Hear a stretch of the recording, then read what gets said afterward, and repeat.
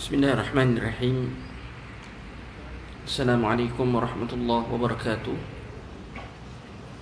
Innal hamdalillah nahmaduhu wa nasta'inuhu wa nastahdihi wa nastaghfiruh wa na'udzu billahi min shururi anfusina wa min sayyiati a'malina. Man yahdihillahu fala mudilla lahu wa man yudlil fala hadiya lahu. Asyhadu an la ilaha illallah wa asyhadu anna Muhammadan 'abduhu wa rasuluh. قال الله سبحانه وتعالى قالوا سبحانك لا علم لنا إلا ما علمتنا إنك أنت العليم الحكيم قال رب اشرح لي صدري ويسر لي أمري واحلل عقدة من لساني يفقهوا قولي وقال النبي صلى الله عليه وسلم فإن أصدق الحديث كتاب الله وخير الهدي محمد صلى الله عليه وسلم وشر الأمور محدثاتها وكل محدثة بدعة وكل بدعة ضلالة وكل ضلالة في النار أو كما قال النبي صلى الله عليه وسلم أما بعد. Tuan-tuan yang dirahmati Allah Subhanahu wa taala, alhamdulillah, bersyukur pada Allah pada malam ini dapat kita bersama-sama lagi untuk kita teruskan pengajian kita berkaitan dengan kitab kita, itu kitab Matan Arba'in 40 kita hadis Al-Manawiyah, 40 hadis berkaitan dengan hadis-hadis berkaitan dengan dengan hadis 40 yang berkaitan dengan alam Melayu ataupun periwayatan dan riwayat ulama Melayu untuk Allah Subhanahu wa taala. Dan pada malam ni kita masuk bab yang ke bab apa ni? 13. 14. Bab yang ke-14, iaitu bab ke-14 adab dengan rakan yang mukmin. Tentang mati Allah Subhanahu wa taala, muallif rahimahullahu taala disebut dalam kitab ni, dia kata saya meriwayatkan hadis dalam bab ini daripada guru saya Syekh Wan Daud Haji Saman daripada Baling, Kedah, dengan sanadnya yang bersambung kepada Muaz bin Jabal radhiyallahu anhu, bahawa Rasulullah sallallahu alaihi wasallam memegang tangannya lantas bersabda, wahai Muaz, demi Allah sesungguhnya aku menyayangimu, demi Allah sesungguhnya aku menyayangimu, aku meninggalkan pesanan kepadamu wahai Muaz, janganlah sesekali engkau meninggalkan pada penghujung setiap salat doa, ya Allah, bantulah aku untuk mengikutimu ataupun mengingatimu, mensyukurimu dan beribadah dengan ibadat yang setara dengan kemuliaanmu. Hadis ini Muaz mewasiatkan pesanan ini kepada para sahabat atau para sahabat tabi'in, pada sahabat, pada sanabihi dia kata, iaitu tabi'in dan juga nama Allah Subhanahu wa taala. Nak kena tengok balik yang ku Arab apa dia tulis. Ada terjemahan ni dia as-sunabihi, dia kata wa awsa bidzalik Mu'adzun as-sunabihi wa awsa bihi as-sunabihi Abu Abdurrahman al-Hubuli. Ada al-Hubuli. Bila dia tulis kod Jawi, kod Rumi tu lain nak bunyi dia. Muaz mewasiatkan pesanan itu kepada para as-sunabihi, iaitu maksudnya adalah ulama tabi'in, ada dimaksudnya orang golongan tabi'in. Dan as-sunabihi meriwayatkan pesanan itu kepada Abdurrahman al-Hubuli, iaitu tabi'in. Ada tabi'in. Hadis ini diriwayatkan oleh Imam Abu Daud dan nombor hadisnya 1522.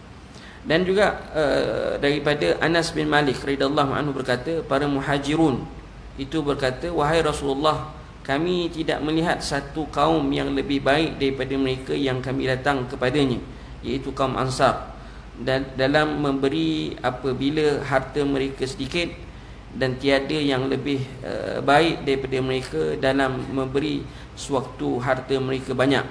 Mereka menghilangkan kesusahan kami dan berkongsi kegembiraan mereka dengan kami, sehingga kami bimbang bahawa mereka akan mendapat kesemua pahala itu tanpa berbaki kepada kami. Rasulullah SAW bersabda, ia tidak akan terjadi selagi mana kalian berterima kasih kepada mereka dan mendoakan mereka kepada Allah Subhanahu wa taala.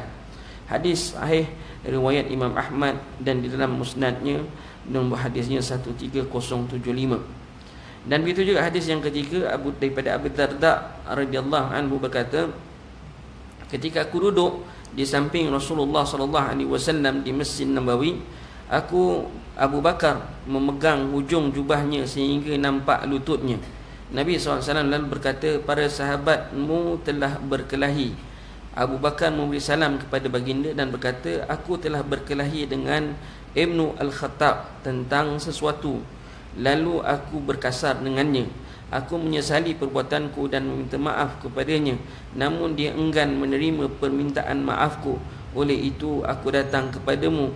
Rasulullah sallallahu alaihi wasallam lalu bersabda, Allah mengampunimu wahai Abu Bakar, Allah mengampunimu wahai Abu Bakar, Allah mengampunimu wahai Abu Bakar sebanyak 3 kali. Umar bin Khattab radhiyallahu anhu kemudiannya menyesal kerana menolak permohonan maaf Abu Bakar. Lalu datanglah ke rumahnya dan bertanya, adakah Abu Bakar berada ke rumah? Mereka yang berada di rumahnya menjawab tidak. Dia kemudian datang kepada Nabi SAW dan memberi salam kepada baginda.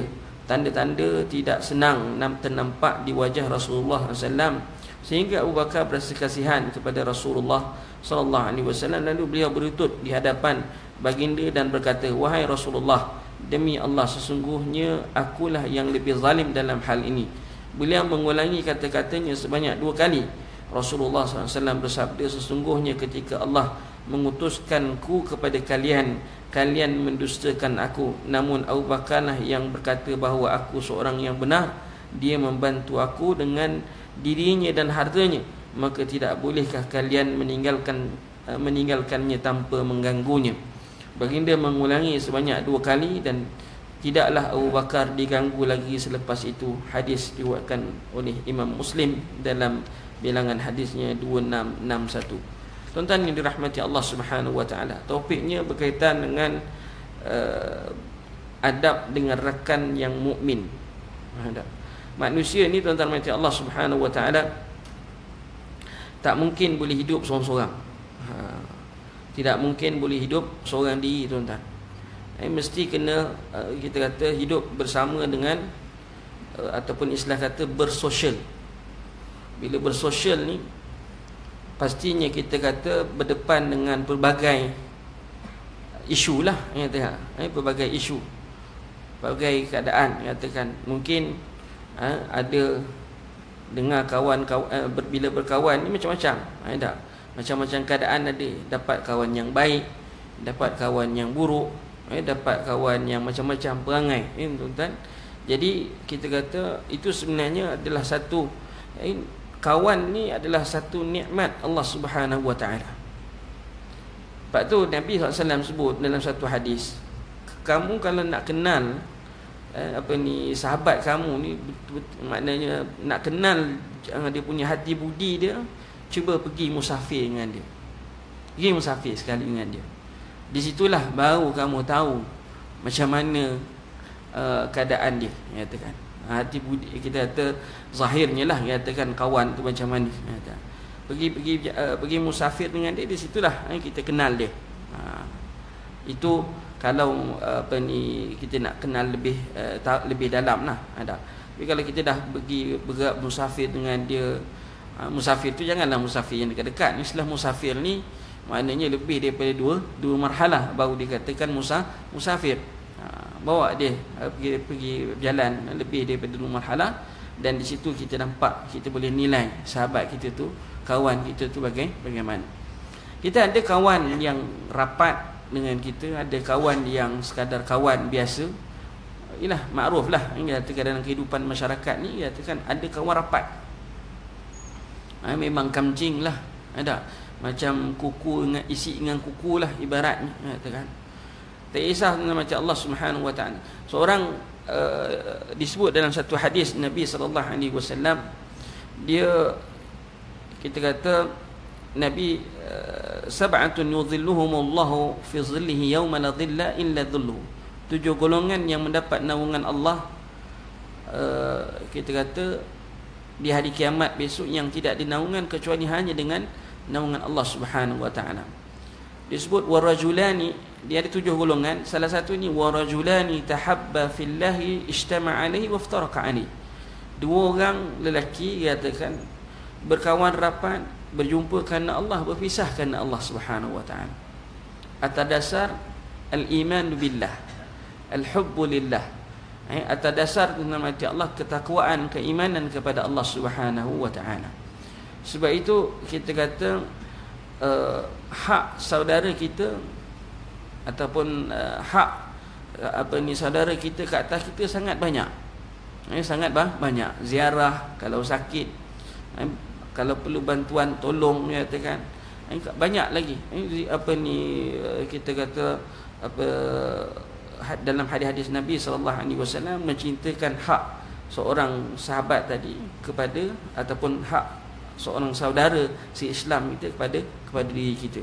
Itu secara umum lah, katakan. Kalau kawan rapat ni lagilah, jiran kita pun macam Allah Subhanahu wa taala pun boleh dianggap sebagai kawan, kata jiran.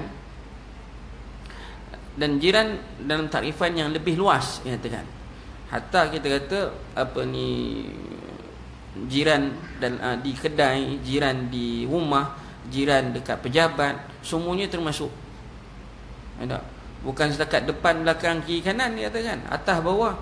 Ada pandangan ulama sampai 40 buah rumah semua. Kalau macam tu satu taman semua jiran ni, katakan. Ya, kita katakan begitu. Wallahu a'lam. Jadi macam Allah Subhanahu wa taala, apa-apa sekarang ni kalau kita hidup dekat dekat macam kita lah hidup kat sini, kita ada taman sekarang ni, katakan. First yang akan dapat berita tentang kita ialah kawan rapat kita dulu. Betul tidak, katakan? Kalau tuan-tuan saya tanyalah, kita katakan, kita tak, bila tanya diri kita ni, orang yang first yang tahu tentang keadaan kita siapa? Mak kita ke, bapak kita ke, kawan kita? Sila hari bulan katakan kawan kita lebih cepat dapat berita daripada, sebab kita kata kawan rapat, katakan. Duduk bersama-sama dekat satu taman dan sebagainya, itu satu nikmat. Lebih-lebih lagi lah yang kawan ni tadi, tuan-tuan mati Allah, dia adalah seorang yang beriman kepada Allah Subhanahu wa taala, seorang yang bertakwa kepada Allah Subhanahu wa taala, yang mana kawan kita ni tadilah ijtama' alaihi waftaraqa alaihi, tahabba fillahi, mana kita kata menyayangi antara satu sama lain itu kerana Allah, berjumpa kerana Allah, berpisah kerana Allah. Kawan yang boleh bawa kita masuk ke syurga, bukan kawan yang boleh bawa masuk kita ke neraka, waliyazbillah. Kita nak bukan setakat kawan dekat dunia, tapi hatta dekat akhirat. Kalau kita besok wallahu a'lam, kita tak tahu kita ni masukkan ke dalam neraka, harap kawan kita tadi boleh tarik kita andai kata dia masuk syurga. Namati Allah. Sebab setiap orang ada peluang untuk memberi syafaat dengan izin Allah Subhanahu wa taala. Wallahu a'lam. Jadi tuan-tuan, macam Allah Subhanahu wa taala, kawan ni kita katakan sahabat Nabi sallallahu alaihi wasallam yang menyokong ni adalah sahabat. Sahabat dia. Siapa dia sahabat yang paling dipercayai? Paling terpercayai. Siapa? Abu Bakar As-Siddiq radhiyallahu, sehingga digelar sebagai As-Siddiq. Orang yang kita kata apa sahaja Nabi sebut akan membenarkan, walaupun orang lain keseluruhannya, sebab dia kenal Nabi. Dia kenal, maknanya apa persepsi orang, apa berita pasal apa ni, benda buruk orang cerita tentang Allah Subhanahu wa taala tentang kawan dia lebih kenal kawan. Dia lebih kenal orang kawan dia tu banding dengan orang lain. Jadi nak cari macam Allah Subhanahu wa taala sahabat yang begini, kita katakan kalau dapat macam Allah, alangkah nikmatnya, kita katakan. Nikmat macam Allah Subhanahu wa taala. Ada. Begitu juga kalau dapat jiran yang merupakan kawan sahabat, kawan kita macam Allah. Jiran yang baik, katakan, itu satu nikmat daripada Allah Subhanahu wa taala. Kemudian tuan-tuan macam Allah Subhanahu, kita bacakan hadis yang pertama. Hadis Muaz bin Jabal radhiyallahu anhu, bahawa Rasulullah sallallahu alaihi wasallam memegang tangan lantas bersabda. Tengok tuan-tuan, kata Nabi biasa je pegang tangan sahabat. Tapi kita kalau lelaki nak pegang lelaki lain macam. Kalau tuan-tuan tengok orang Pakistan ni dia kalau dia dengan lelaki pun selamboi dia pegang. Dia pegang tangan. Bukan pegang tangan tu automatik kita kena hukum oh ni lesbian ke apa. Tidak, katakan. Nabi SAW memegang tangan lantas memegang tangan Muaz lantas bersabda, katakan. Tak salah pun pegang, ambil tangan dia pegang. Wahai Muaz, demi Allah, sesungguhnya aku menyayangimu. Tengok, Nabi bila dia sayang dekat sahabat dia beritahu. Directly dia beritahu. Menyayangimu. Demi Allah, sesungguhnya aku menyayangimu. Menyayangi itu dia macam Allah. Dia dalam konteks kita kata kerana Allah. Benci kerana Allah, sayang kerana Allah Subhanahu wa taala. Bukan kerana tubuh badan, bukan kerana siapa, tidak, tetapi kerana Allah Subhanahu wa taala. Dan bila kita benci pun sama juga. Bukan bencikan bentuk paras, tapi kita kata bencinya kerana Allah. Nak sampai tahap al-hubbu lillah wal bughdhu lillah, katakan yang tu kita kata kena kita kata kena latih diri kita. Tak? Wallahu a'lam. Macam Allah Subhanahu wa taala, kalau kita sayang seseorang, kita kena maklumkan, kita bagi tahu, harus, bahkan ianya digalakkan, kita bagi tahu. Bukan lelaki dengan perempuannya. Apa ni tuan-tuan, kita dengan lelaki, suami dengan isteri saja. Tidak, bahkan tidak salah perempuan dengan perempuan, lelaki dengan lelaki, kita harus. Bahkan digalakkan seperti mana yang dilakukan oleh Rasulullah sallallahu alaihi wasallam. Nabi siap kata dekat Muaz, Muaz, sesungguhnya aku sayang pada kamu, menyayangi kamu. Demi Allah, aku sungguh menyayangi kamu. Tuan-tuan, kita kata Nabi sallallahu alaihi wasallam sayangnya pada para sahabat ni, dia tak sangat sayang. Dia tak, cuma dia tak boleh sampai satu tahap kasih sayang yang dipanggil. Ibn Qayyim dia letakkan martabat sayang tu, dia ada berapa 10 lebih daripada 10 martabat. Yang paling tinggi sekali dia panggil al-khullah. Dia panggil al-khullah, katakan. Al-khullah tidak boleh dibuat untuk sesama makhluk. Dia hanya kita kata daripada Khaliq kepada makhluk.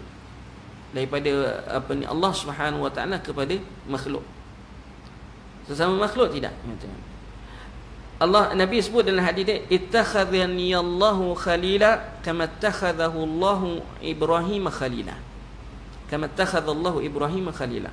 Nabi Allah Subhanahu wa taala telah menjadikan aku sebagai khalil dia, kekasih dia, yang levelnya adalah khullah. Seperti mana dia telah menjadikan Nabi Ibrahim itu sebagai khalilnya. Habib ataupun al-hub rendah daripada khalil. Sebab itu kita kata sepatutnya kita kata dalam bila kita sebut Nabi sallallahu alaihi wasallam, Nabi Habibullah, kalau ikutkan sebaik-baiknya kita sebut Nabi Khalilullah. Sebab itu yang dinaskan dalam dalam hadis tadi, ittakhadhani Allahu khalil kama ittakhadha Ibrahim khalilah, katakan. Ittakhadhani Allahu khalila, Allah Subhanahu wa taala telah menjadikan aku khalil dia, kekasih dia. Istilah kekasih untuk Nabi dipanggil khalil, katakan. Sama juga Ibrahim al-Khalil. Ada sebut al-Khalil, maknanya kekasih Allah Subhanahu wa taala.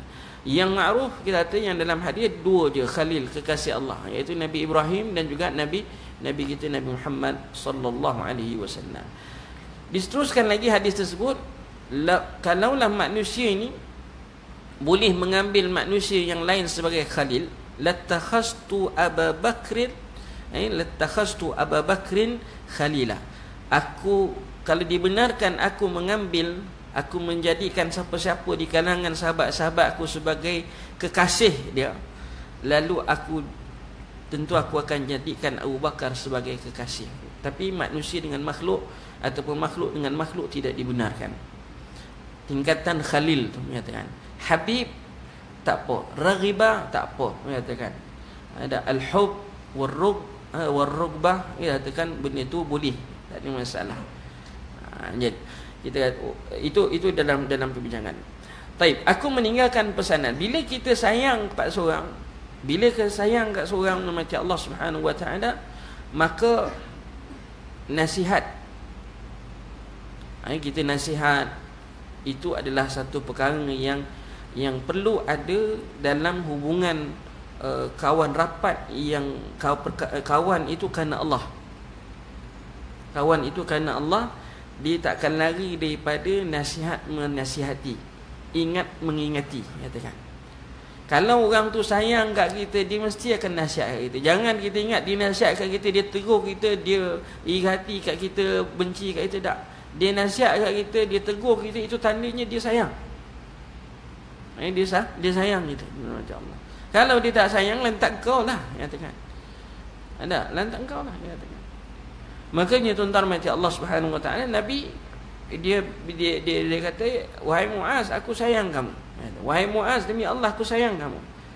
Aku meninggalkan pesanan kepadamu, wahai Muaz, jangan sekali-kali engkau meninggalkan pada penghujung setiap salat. Penghujung setiap salat. Mana salat apa? Salat fardu. Ataupun kita kata apa ni di sini bacaannya apa? Allah, ya Allah. Kalau kita baca dalam yang Arabnya tu, kata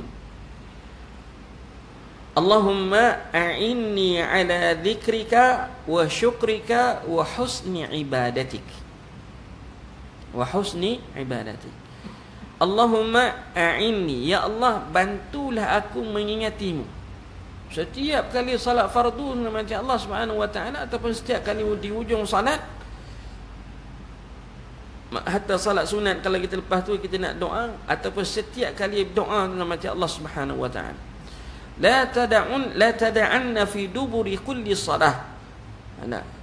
Janganlah kamu meninggalkan setiap kali selesai daripada salat kamu berkatakan Allahumma inni ala dzikrika wa syukrika wa husni ibadatik. Setiap kali salat. Ada yang mengatakan bahawa salat kat sini maksudnya salat fardu. Ada. Sebab itu ada setengahnya Allahumma a'inni ala dzikrika wa syukrika wa husni ibadatik, dimasukkan antara zikir-zikir lepas sembahyang fardu. Zikir-zikir lepas sembahyang fardu. Allahumma inni a'udzubika, Allahumma a'inni ala dzikrika wa syukrika wa husni ibadatik. Tak salah ya, kan? Nak jadikan dia sebagai apa ni bacaan setiap kali selepas daripada salat. Maka nama Allah Subhanahu Wa Taala, tengok dia katakan dalam doa ni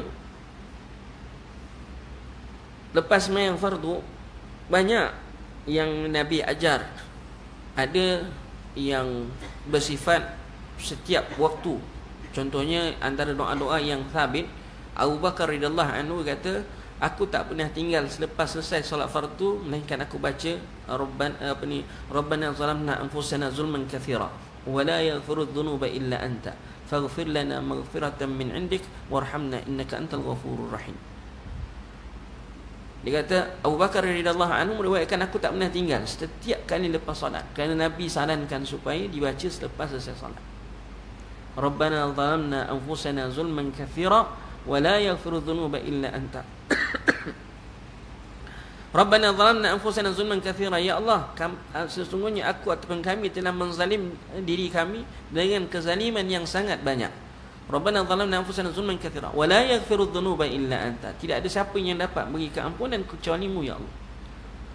Illa Rabbana zalamna anfusana zulman katsira wa la yaghfiru dhunuba illa anta faghfir lana maghfiratan min 'indik. Ampunilah dosa, pengampunan darimu ya Allah. Maghfiratan min warhamna, dan kasihilah, rahmatilah. Innaka antal ghafurur rahim. Sesungguhnya kamu Maha Pengampun lagi Maha Pengasihan. Tu Abu Bakar radhiyallahu anhu, aku tak pernah tinggal lepas solat. Kerana Nabi sarankan suruh baca lepas sembahyang. Ada lagi yang katakan yang Nabi sarankan supaya doa itu dibaca selepas setiap kali kita kata tasyahud. Mana selesai solat.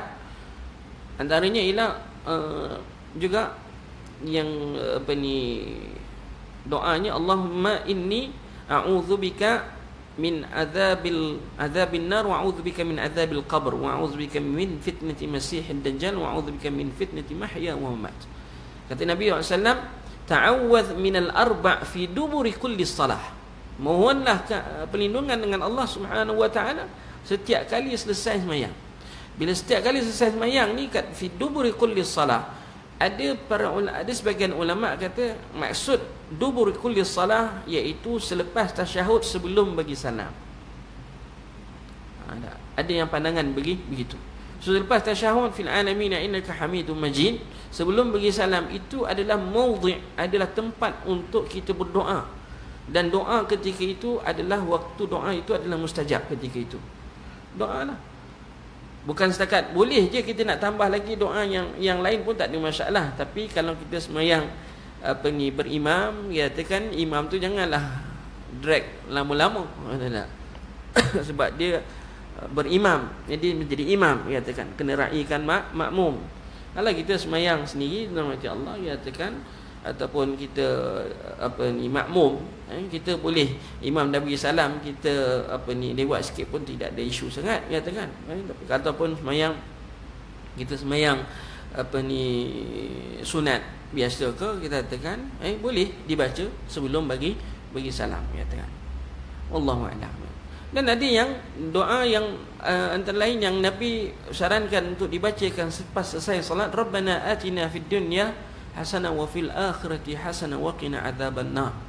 Setiap kali lepas solat ni katakan doa-doa. Dan ada yang dikhususkan lepas maghrib dengan lepas subuh. Ada. Apa yang dikhususkan untuk lepas maghrib dan lepas subuh, Ustaz? Allahumma inna nas'aluka ilman nafi'a wa 'amalan mutaqabbala wa rizqan tayyiba wa husna ibadatik. Ada. Hak tu lepas salat maghrib dengan lepas salat subuh. Allahumma inni as'aluka ilman nafi'a. Kalau ramai Allahumma inna nas'aluka ilman nafi'a wa 'amalan mutaqabbala wa rizqan tayyiba wa husna ibadatik. Jadi itu doa. Jadi kita kata moga-moga macam Allah Subhanahu wa taala kita dapat amalkan. Ada hadis ini kita terus dapat amalkan setiap kali lepas selesai sembahyang kita akan baca Allahumma inni as'aluka ilman nafi'a Allahumma a'inni ala dzikrika wa syukrika wa husni ibadatik. Allahumma a'inni ala dzikrika wa syukrika wa husni ibadatik. Anak kena baca itu betul. Takut silap baca. Ya nak. Allahumma a'inni ala dzikrika wa syukrika wa husni ibadatik. Nah, baris tu. Kalau yang satu lagi, Allahumma inna nas'aluka ilman nafi'a wa 'amalan mutaqabbala wa rizqan tayyiba wa husna ibadatik. Itu lain. Itu dibaca dengan baris atas, saya katakan. Nanti confuse pula. Ini baca baris atas ke baris bawah.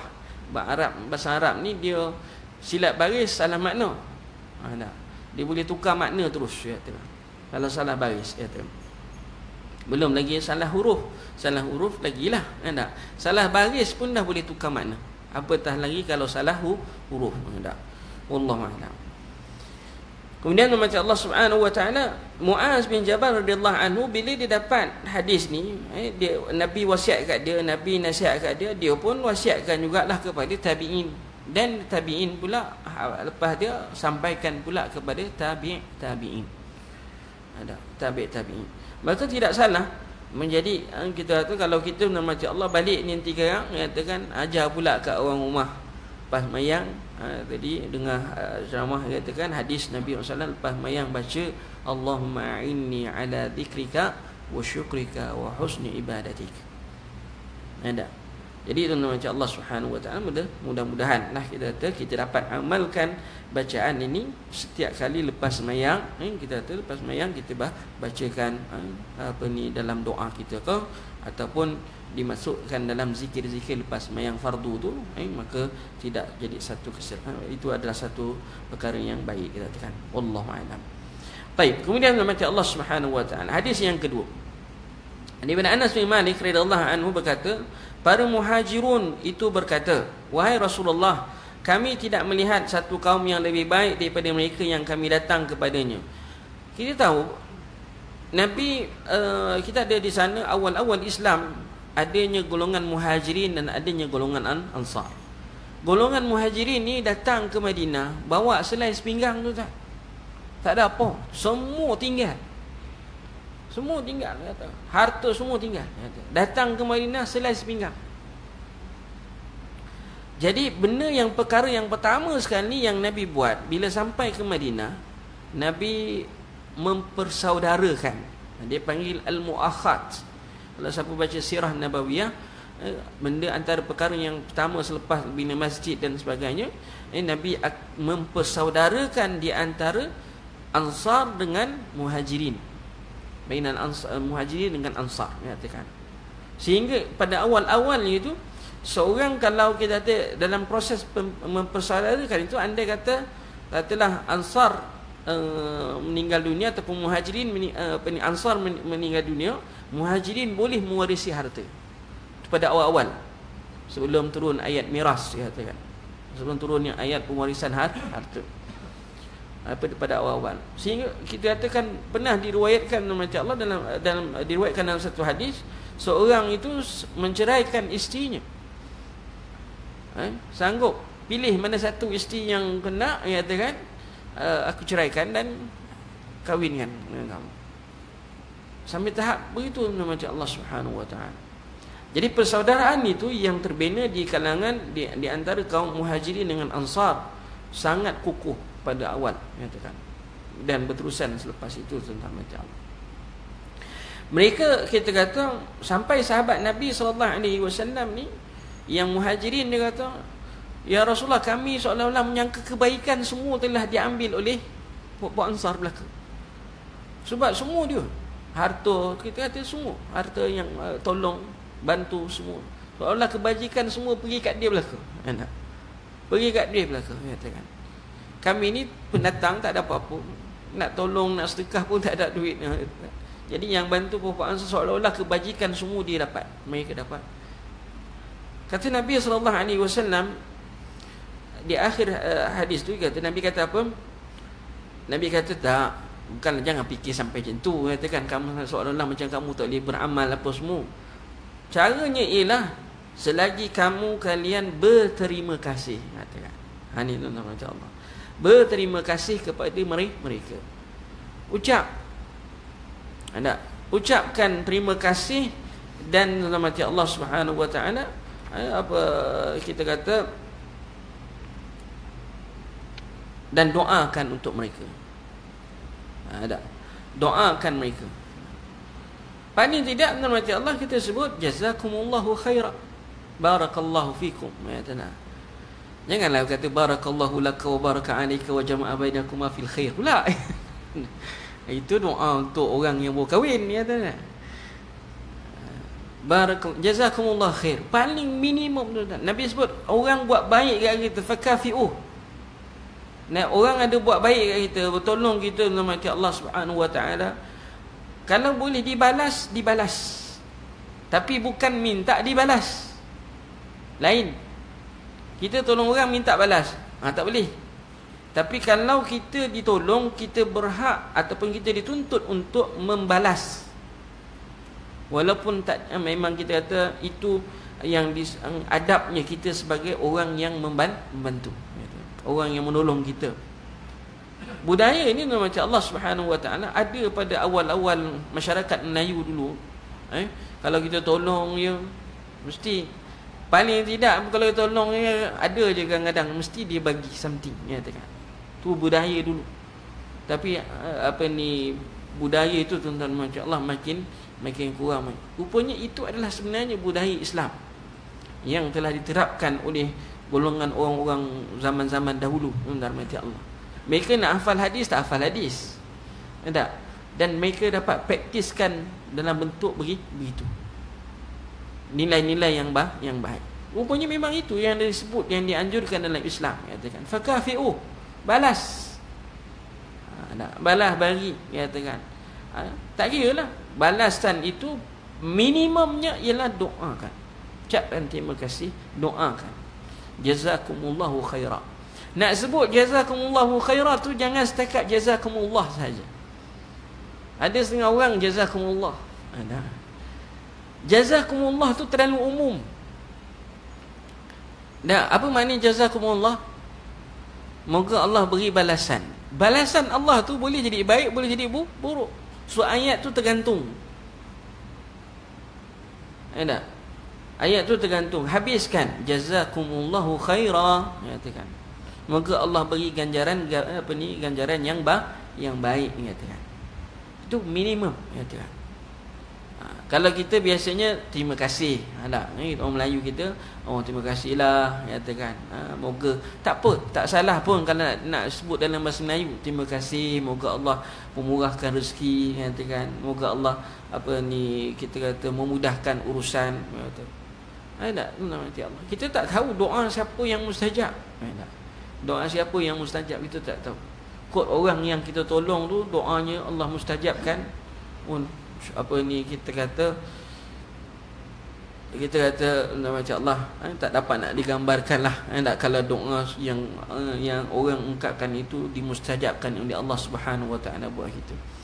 Ada satu kisah masa musim haji, macam Allah, seorang ni dia tolong orang, dan orang tu yang ditolong tu ucapkan terima kasih.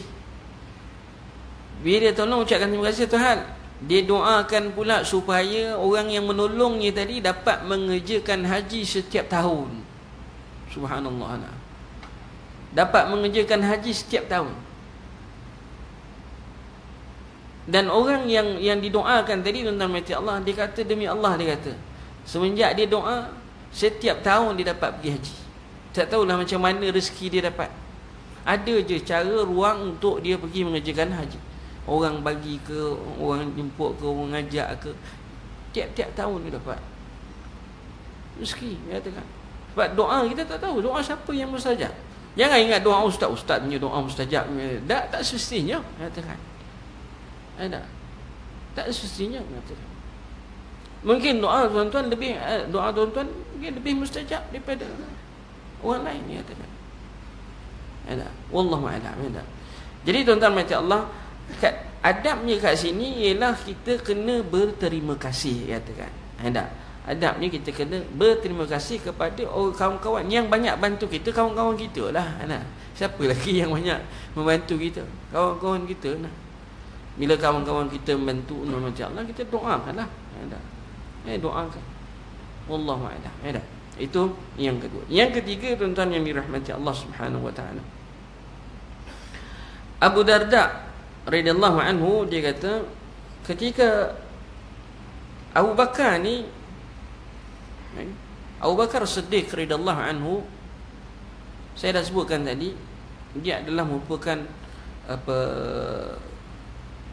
kekasih pertama lah, orang yang paling disayangi oleh Rasulullah SAW di kalangan para sahabat ialah Abu Bakar Siddiq radhiyallahu anhu. Abu Bakar, kita kata bukanlah ustaz, sahabat-sahabat ni tak ada bergaduh ke? Katakan ada, katakan bukan tak ada bergaduh. Pergaduhan tu sesama manusia itu namanya Allah, benda yang kita kata fitrah, tetapi jangan melampaui batas. Kekhilafan itu, saya tak setuju yang ni tak setuju dengan orang ni tak setuju dengan ni. Benda tu memang fitrah manusia. Kalaulah manusia ni semua boleh sepakat dengan satu benda, tuan-tuan mati Allah, aman dunia ni. Memang aman. Memang aman, seaman-aman. Tapi manusia tidak akan, kita kata namanya sifat, namanya manusia itu namanya Allah. Pepatah Melayu dia kata nak rambut sama hitam, hati lain-lain, tak sama. Hati lain-lain. Jadi kita kata sama juga, saya selalu pesan dekat jemaah kalau saya buat khusus umrah ke atau sebagainya. Tempat tempat yang baik tak jamin orangnya baik. Tempat yang baik tak jamin orangnya baik. Tapi kalau tempat itu kalau orang baik, semuanya baik, insya-Allah tempat itu selamat, aman. Aman dengan Allah. Ada azan dulu, ni kita sambung sekali insya-Allah.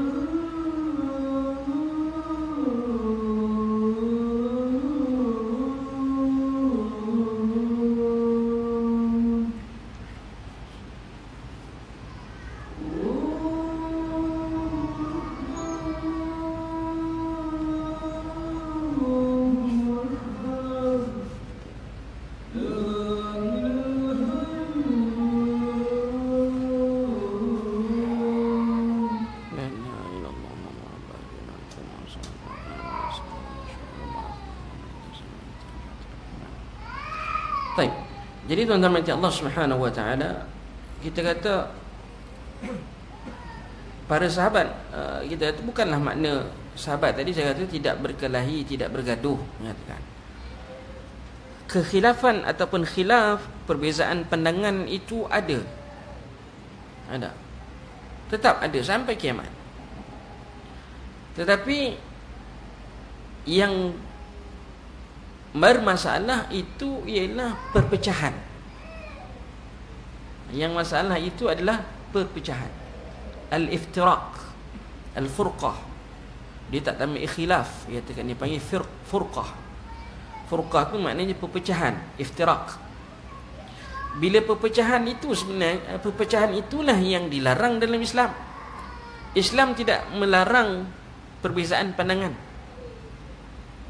Jika kita kata perbezaan pandangan itu benda yang kita kata boleh ada perbezaan pandangan, sebab ada benda kita tak boleh beza pandangan. Kalau beza pandangan dengan kita, benda tu memang jatuh kufur dan sebagainya. Benda yang tak boleh ada khilaf, katakan ialah akidah, Al-Quran. Katakan makna orang tak boleh kata boleh khilaf dekat dalam bab akidah, bab Al-Quran, kerana zalikal kitabu la raiba fi. Dalam Quran zalikal kitabu la raiba fi. Al-Quran itu tidak ada sedikit pun keraguan di dalamnya. Begitu juga dalam bab akidah. Akidah ni suatu yang yakin, yang kita kata jazim, i'tiqad jazim, i'tiqad yang gitu, yang kukuh nama Allah. Kalau goyah, ada khilaf, katakan ni tak panggil akidah. Pegangan, katakan kuat. Jadi ada benda yang kita kata persisihan faham itu normal, katakan. Cuma kita kena faham dalam kekhilafan itu perlu adanya adab-adab khilaf, adab berselisih faham. Sebab tu ulama, macam Allah, para ulama dalam masalah itu, sahabat-sahabat Nabi SAW hari ni katakan, kalau saya dalam masalah fiqah, mengatakan kalau sentuh lelaki perempuan batal tak batal, katakan mana datang pandangan? Adakah Imam Syafi'i create sendiri, Imam Malik create sendiri? Tidak. Semuanya pandangan itu datangnya daripada sahabat juga, daripada Nabi SAW. Abdullah bin Mas'ud berpandangan bahawa nama Allah Subhanahu wa taala batal sentuh lelaki perempuan, lams, sentuh. Ibn Abbas radhiyallahu anhu kata tak batal. Yang dia orang tak ada masalah pun, dia kata, sebab pandangan masing-masing, dia kata. Tapi yang masalahnya bila khilaf itu berserta dengan ego, berserta dengan takabur, berserta dengan yang sifat-sifat yang lain, menyebabkan macam Allah, akhirnya berlakunya perpecahan. Akhirnya berlaku perpecahan, katakan. Beza pandangan tu biasa, katakan. Nabi kadang-kadang berbeza pandangan dengan sahabat. Contohnya dalam peperangan Uhud. Pada awalnya Nabi SAW perang, kita perang dalam Madinah saja. Nabi kot, katakan, Nabi kata perang dalam Madinah. Tapi sahabat Nabi pula, macam Allah kata, ya Rasulullah, adakah ini wahyu? Sebab wahyu kalau dah turun, kita tak boleh nak sangkal lah. Ya tak? Kalau wahyu, Al-Quran, hadis Nabi SAW, tak boleh nak tolak. Dan tu Nabi kata, tak, bukan wahyu, tapi ini pandangan aku, pandangan peribadi Nabi SAW. Kata, bila sahabat kata, ya Rasul, kalau itu pandanganmu ya Rasulullah, aku ada pandangan lebih hebat, lebih baik daripada itu. Lebih baik. Nabi pun kata, berilah, beritahu apa pandangan kamu. Dan sahabat tadi mencadangkan kita berperang di Uhud, di luar daripada Madinah, di bukit Uhud sana. Maka Nabi SAW tu siap pakai baju besi, baru nak gerak. Kawan sahabat ni rasa serba salah pula. Serba salah, katakan. Sebab kita kata dia menyanggahi pandangan Rasulullah. Tapi Nabi kata tak. Bila Nabi dah pakai baju besi, dia tak boleh tanggal. Ada teruskan. Jadi Nabi terima pandangan. Ada berkhilaf katakan. Kalau kita kata dalam masalah fiqah katakan, masalah fiqah kita bersisi faham.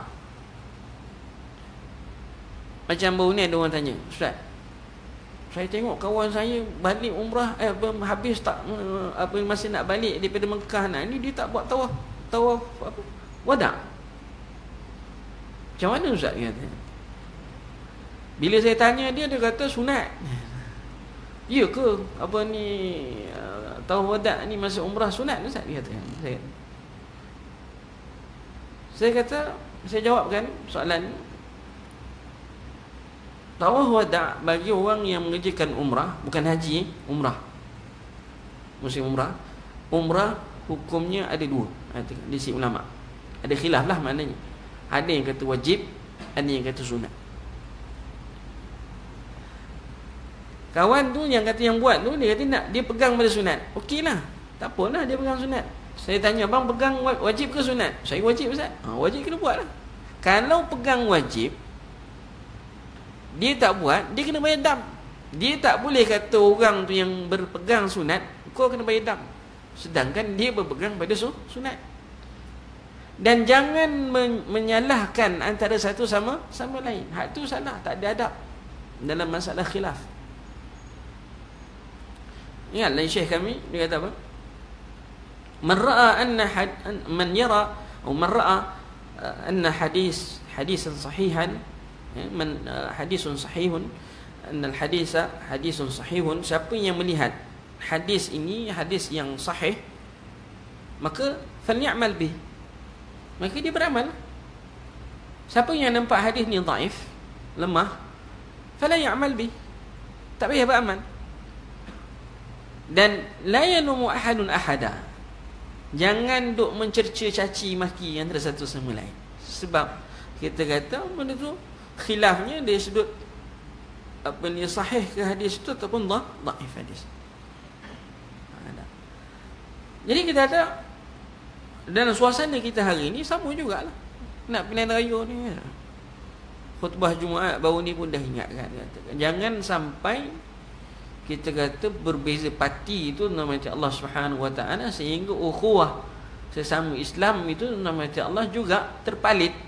Bukan setakat masa berkempen, tapi sampai selepas habis berkempen. Ya ukhuwah. Kau nak pegang parti mana, ikutlah, katakan. Mungkin itu bagi dia itu yang terbaik, katakan.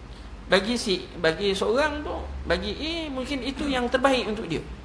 Dia lihat, Allah bagi dia akal, dia pun tahu, dia pun membaca, dia pun melihat. Bukannya dia bodoh, tidak. Dia tahu. Dan itu dia rasa itu yang terbaik. Dia pilih lah. Hak yang satu lagi, masya-Allah pun sama juga. Aku pun study juga, duk buat kajian juga, katakan. Tak? Aku nampak hak ni lebih baik. Dan dia tak boleh kata orang ni sesat ke, orang ni baik. Ini kata tidak. Janganlah sampai kita katakan sesat menyesatkan sampai lebih dahsyat lagi, tentang macam Allah menghukum masuk neraka dan sebagainya. Kita kata tu benda yang tak sepatutnya berlaku. Lagilah sampai tahap menetapkan seorang itu masuk syurga dan neraka dan sebagainya. Jadi kita kata kita perlu faham macam Allah Subhanahu Wa Taala, konsep kita katakan jangan jadikan khilaf itu sebagai punca untuk kita berpecah dalam Islam, katakan. Sebab khilaf itu kekal, akan ada sampailah kiamat, akan ada kekhilafan itu. Kecuali benda yang tak boleh khilaf, tadi saya katakan dalam Al-Quran dan bab akidah. Dan kalau berlakulah kita kata perkelahian disebabkan kekhilafan itu, Masya Allah, kita pula sebagai orang Islam, orang tengah lah kita katakan, jangan kita kata jadi an-namam. An-namam Nabi kata orang yang mengadu domba ni finnar. Yang mengadu domba ni finnar, dia katakan. Dia pergi kat orang ni, dia lagakan. Pergi kat orang ni, dia lagakan. Dia melaga-lagakan. Dia panggil an-nammam. Belum lagi yang mengumpat. Belum lagi yang kita kata apa ni, kita kata fitnah. Ini nama baru. Main persepsi. Persepsi, istilah persepsi tu konon nak nampak baik ya, katakan. Nama digunakan dengan perkataan persepsi, katakan. Sebenarnya kita kata, kalau dah kita kata itu istilah nampak baiklah, main persepsi. Dia tak kurang lebih sama ada dia adalah dalam bentuk kita kata fitnah macam Allah Subhanahu Wa Taala. Ada buhtan, katakan, penipuan dan sebagainya, katakan. Ada. Jadi itu nama Allah Subhanahu Wa Taala. Kalau kita kata sampai tahap kita kata maki hamun, saya dah sebutkan sebelum ni dalam kuliah-kuliah yang lain nama Allah. Sesama Islam katakan janganlah sampai kita memaki hamun. Ada. Dahlah kita khilaf tu khilaf lah, tak ada masalah pun nak khilaf, tapi memaki hamun tu nama Allah. Nabi dah jelas dalam hadis sibabul muslim fisqun. Memaki hamun, mencerca sama Islam itu dianggap sebagai perbuatan yang fasik. Dan bila berlaku perkelahian, seterusnya sifat orang yang bertakwa kepada Allah ni al-afina 'anil nas. Al-afina 'anil nas, memaafkan. Memaafkan. Tengok dalam hadis yang akhir ni, Abu Bakar dia berkelahi dengan Umar. Gaduh lah, katakan. Gaduh dengan Umar. Adalah mungkin ada benda something, katakan. Tak bergaduh dengan Umar. Tapi Abu Bakar dah minta maaf dengan Umar. Umar tak nak maafkan. Lalu dah puas dah minta maaf, tapi Umar tak nak maafkan. Abu Bakar pergilah jumpa Nabi SAW. Bila jumpa dengan Nabi, dia pun mengadu kat Nabi. Ada. Dia mengadu kat Nabi. Kita kata Abu Bakar pun kata aku dah menyesali dah perbuatan aku, dah minta maaf dengan Abu Bakar, dah minta maaf dengan Umar, tapi Umar tak maafkan aku. Tengok apa Nabi kata. Allah mengampunimu wahai Abu Bakar. Kalau kita telus ke tulus? Bersungguh-sungguh tu apa dia panggil? Tulus, bukan telus tulus. Betul-betul betul-betul maknanya menyesali macam Allah. Kita betul-betul memang mengaku salah. Minta maaf dah orang tu. Orang yang tu tak nak memberi maaf kepada kita, ketahuilah bahawa Allah Subhanahu Wa Taala telah memberikan keampunan kepada dia. Kalau dia betul-betul memang kita kata apa ni istilah kata tadi tulus betul-betul menyesali di atas perbuatan, istilahnya bertaubat kepada Allah Subhanahu Wa Taala, maka tuan-tuan mati Allah Subhanahu Wa Taala, keampunan Allah lebih besar daripada keampunan. Kadang-kadang sudah hari ni kan, orang tu dah datang minta maaf. Minta maaf. Aku tak nak maafkan sampai kiamat, aku tak nak maafkan kau. Kan istilah itu biasa kan kita dengar masyarakat Melayu ni. Sampai kiamat aku tak nak maafkan kau.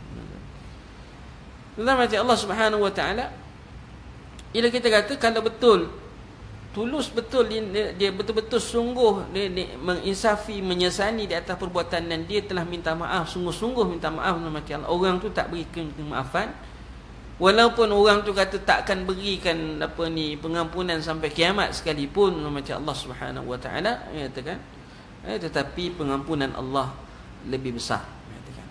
Pengampunan Allah lebih besar, katakan. Tapi dengan syarat lah, katakan, dengan syarat apa? Betul-betul dia telah menyesal atas perbuatan yang dia telah lakukan. Allahu a'lam. Contohlah kita katakan hari ni menyesal sampai orang tu dah meninggal dunia dah. Orang yang dia buat tu dah meninggal dunia dah. Ustaz, macam mana Ustaz, dosa saya ni? Tuan-tuan mati Allah, teruskan mohon keampunan dengan Allah.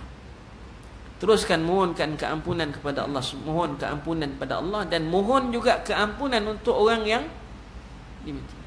Sebab ada setengah orang pula, Ustaz, saya ni sebenarnya ada buat salah kat orang ni fulan, tapi saya segan nak pergi jumpa, nak minta maaf. Ada pula setengah orang macam tu. Dia tak nak pergi minta, dia bukan tak nak pergi minta maaf, segan, malu nak pergi minta maaf. Macam mana tu? Ada cara yang paling yang disarankan, apa ni, saya tak ingat ada dalam riwayat hadis ke apa ni, kalau sempat saya beritahu, tapi apa yang saya ingat sekarang ni, tuan-tuan Allah, ialah disarankan seorang itu memohon keampunan dengan Allah, juga memohonkan keampunan buat orang yang dia kita kata yang dia sakiti ke, yang dia umpatkan. Bayangkan mati Allah Subhanahu Wa Taala, dia telah mengumpat, telah fitnah sampai satu dunia tahu tentang ni kan. Ada tak orang nak pergi, adakah orang tu sanggup pergi depan minta maaf macam Allah? Boleh tentu katakan. Tapi kalau ada pun dia dia menyesali atas perbuatan dia, dia masih lagi malu nak bertemu dengan orang. Kalau tak ada kekuatan, malu nak pergi berjumpa. Cara yang terbaik ialah jika tak ada kekuatan di situ, mohonlah keampunan dengan Allah, menyesalilah atas perbuatan itu, dan juga mohonlah keampunan untuk orang yang dia zalim tadi, untuk orang yang dia telah khianat tadi. Kalau boleh kalau kata berkaitan dengan harta, boleh pulang balik, pulang kan. Dalam walaupun tanpa disedar, tanpa dia kita kata ketahui ke atau sebagainya. Wallahu a'lam. Jadi tuan-tuan mati Allah, itu yang apa ni kita kata, apa yang berlaku pada kisah Abu Bakar dengan Umar bin Khattab radhiyallahu anhu. Dan tuan-tuan mati Allah Subhanahu Wa Taala, pengajaran daripada hadis ini, yang pertama sekali dikatakan bahawa perasaan kasih sayang itu boleh diwarisi. Macam mana dia katakan perasaan kasih sayang itu boleh diwarisi? Pewarisan hanya disempurnakan dengan saling berkasih sayang antara apa ni satu sama lain. Apabila Nabi Muhammad SAW berasa kasih akan Muaz, baginda datang kepadanya dan memegang tangannya dan memberitahu beliau dengan perasaan baginda, serta berpesan kepada beliau dengan doa tersebut. Di sini kita kata kalau dilihat dalam apa ni, dalam bahasa Arabnya, nama Allah Subhanahu wa, innal wud yutawaras, katakan, wa la yatimmu tawaruthu illa bitanaquli wa ta'ahudi. Maknanya sungguh kasih sayang itu yutawaras. Yutawaras ni maknanya boleh diwarisilah, katakan. Tapi macam mana? Dengan apa ni kita kata, dengan saling kasih sayang antara sama pihak. Dan berkasih sayang ni nama Allah Subhanahu Wa Taala, maksud dekat sini ialah kita bagi nasihat, kita bagi apa ni kita kata nasihat dan wasiat lah. Itu yang dimaksudkan dekat sinilah, mengatakan wallahu a'lam, seperti mana yang dilakukan oleh Nabi SAW kepada Muaz bin Jabal radhiyallahu anhu. Yang kedua, sesungguhnya penzahiran dan pengkhabaran kasih sayang sesama muslim itu merupakan satu sunnah nabawiyah, tanpa kesempurnaan dan tanda kesempurnaan iman. Begitu juga halnya dengan berlepas dirinya seorang itu daripada kesyirikan dan pengamal-pengamalnya, ia merupakan tanda kesempurnaan iman. Sesungguhnya seorang muslim berbuat dosa itu adalah lebih baik daripada seorang musyrik yang saleh. Wallahu a'lam. Yang ketiga, serendah-rendah penzahiran kasih sayang kepada seorang muslim itu adalah apabila dia menyebut-nyebut kebaikannya, memujinya, mendoakan kebaikannya. Sebahagian hadis telah menyebut bahawa sebaik-baik pujian dan doa adalah sebutan jazakumullahu khaira, jazakumullahu khaira, jazakallahu khaira. Itu sebaik-baik ucapan sebutan kepada orang yang telah membantu kita ataupun telah menolong kita. Wallahu ta'ala a'lam bissawab. Jadi itu dia sikit tentang mati Allah. Kita ada bab yang ke 12 kita, bab yang ke-14. InsyaAllah nanti kita masuk bab yang ke-15, adab dengan tetamu. Adab dengan tetamu ni macam Allah seronok juga nak bincangkan kan. Katakan tetamu ni, bila masa dia boleh datang, bila masa tak boleh datang. Tak perlu ke tetamu ni minta izin dahulu? Kalau kat kampung main terjah je, boleh ke? Boleh ke main terjah je? Kalau pergi rumah orang dengan terjah saja, katakan. Nanti kita lihat nama Allah dalam hadis Nabi sallallahu alaihi wasallam. Wallahu ta'ala a'lam bissawab. Ada soalan nak tanya? Tak ada. Tak ada, setakat tu saja nama Allah yang dapat saya kongsikan. Mari kita doa kepada Allah Subhanahu wa taala. Bismillahirrahmanirrahim. Allahumma ja'alna hadha jam'an marhuma wa tafarruqana min ba'di tafarruqan ma'suma. Allahumma inna nas'aluka 'ilman nafi'a wa 'amalan mutaqabbala wa rizqan tayyiba wa husna ibadatik. Allahumma a'inna 'ala dhikrika wa syukrika wa husni ibadatik. Rabbana atina fid dunya hasanah wa fil akhirati hasanah wa qina 'adzaban nar. Wa sallallahu ala Muhammad wa ala alihi wa sahbihi baraka wa sallam. Walhamdulillahi rabbil alamin. Subhanakallahumma bihamdika asyhadu an la ilaha illa anta wa astaghfiruka wa atubu ilaik. Assalamualaikum warahmatullahi wabarakatuh.